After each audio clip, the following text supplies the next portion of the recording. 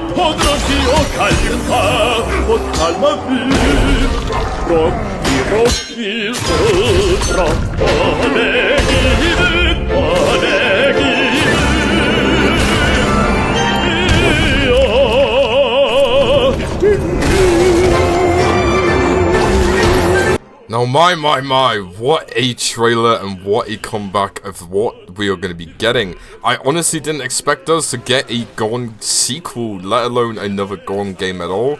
If you've never played Gorn, it is simply a medieval Rome-styled fighting gladiator arena where you play against all these muscly NPCs and you pretty much gotta fight your way through these rounds with different booby traps and mechanics in the game with some really dummy ragdoll-like physics, and you have at least 5 boss fights where you did in the first game at least.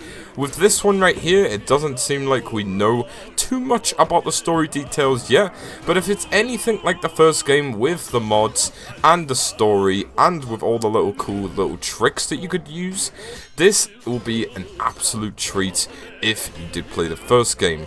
This honestly looks very, very cool with what they have to offer, still keeping true to the first game, but obviously adding a lot which we didn't have in the first game, like magic potions, new kinds of NPCs with different armor, bloated NPCs, and as far as the story goes, we don't really know much about it yet.